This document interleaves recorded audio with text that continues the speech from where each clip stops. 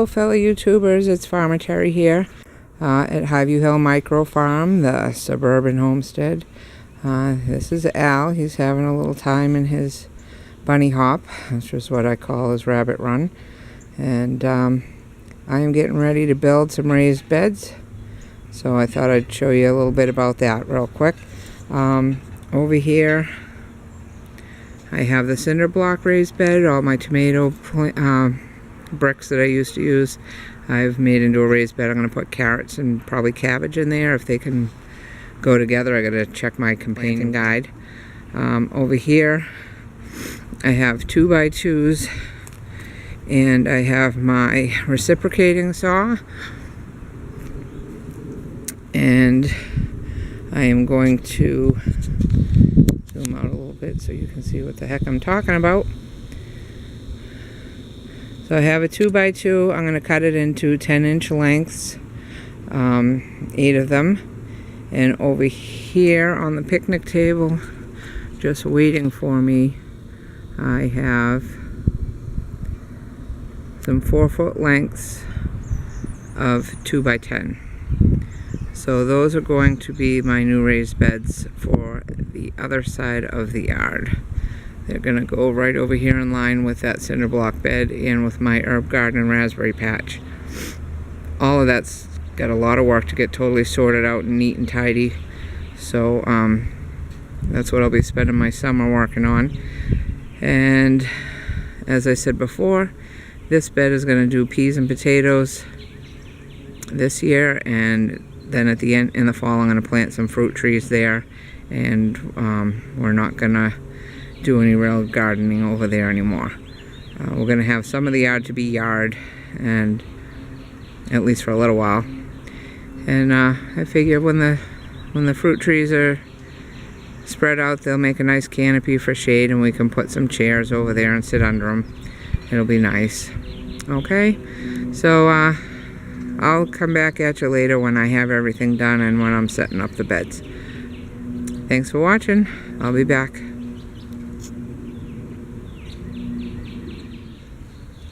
Okay, so I just wanted to mention I'm using kind of a crummy piece of 2x2 wood.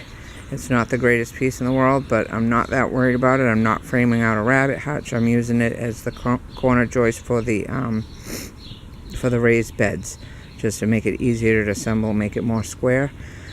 I am going to polyurethane these and coat them so that they don't rot too quick on me, because this is just fir. It's not cedar. Cedar would be primo, but it also costs more. So I'm just on a budget and want to grow some food, and you know, the stuff's cheap, and I do have better pieces for doing a hutch, and which is going to be another project for another day. I really wish I had somebody to hold the camera for me so I could just streamline this whole video and build everything, talk, and get things done at the same time, instead of stop, talk a little bit, do something, talk a little bit. But this is what we got, and hopefully I can you know, give advice and get advice. So this is what we have to deal with for now. Maybe someday I'll have a video camera with a selfie stick. Alright, so thanks for checking in, and I will check back.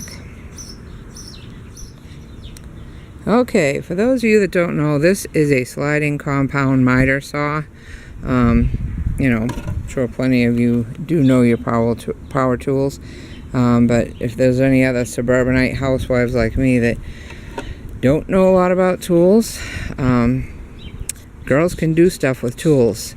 I grew up not understanding that, you know, girls can do stuff with tools. Power tools are not just boys' toys. And you know, I was taught when I was in the 70s, when I was a little kid, my mother would ask me what I wanted to be when I grew up, and my options were teacher or nurse or secretary or mommy, stay-at-home mommy. That was about what I was given to choose from, and I didn't like any of them except maybe stay-at-home mommy. And I still kind of like that, only, you know, a homestead mommy, not just to sit in the house and, you know, Peggy Bundy kind of mommy. And so last year I got this and learned how to use it.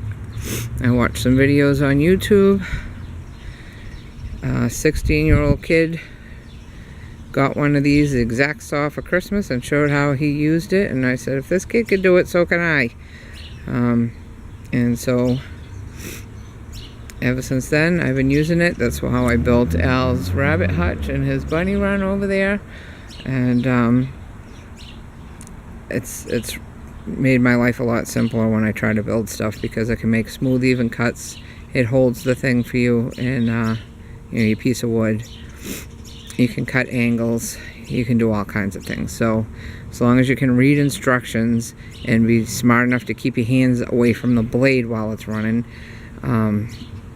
then you can use a compound sliding miter saw. This is a 10-inch, which means the blade is 10 inches and it can go out as far as a 10-inch board. There are bigger ones. There are some that don't slide.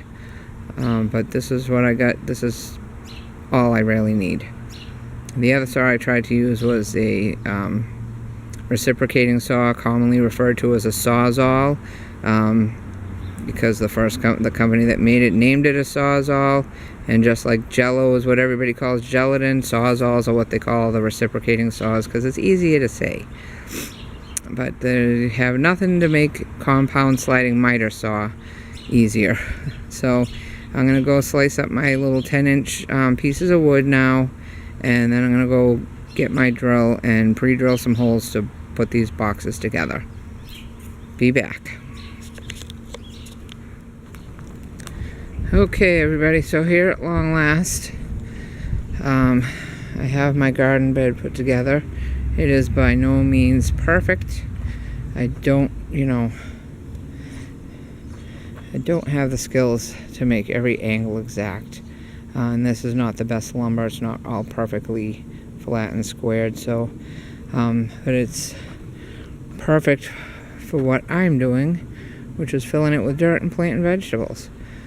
So I'm going to go and drag it over there. Would you like to join me? Let's see if I can hold the camera and drag a box at the same time. It's not exactly light.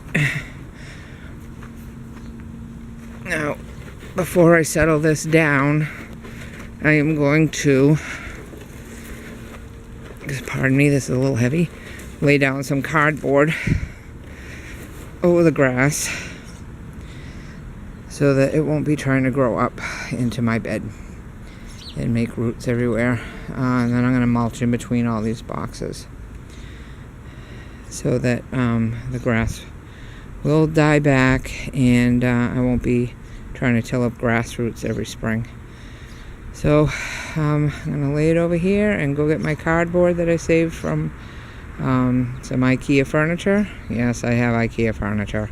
And I'll lay that all out, and pretty soon we'll be filling it up with dirt.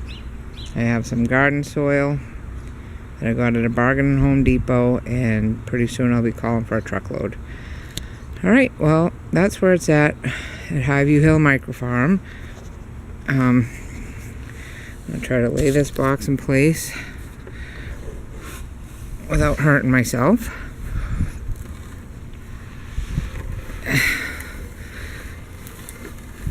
We got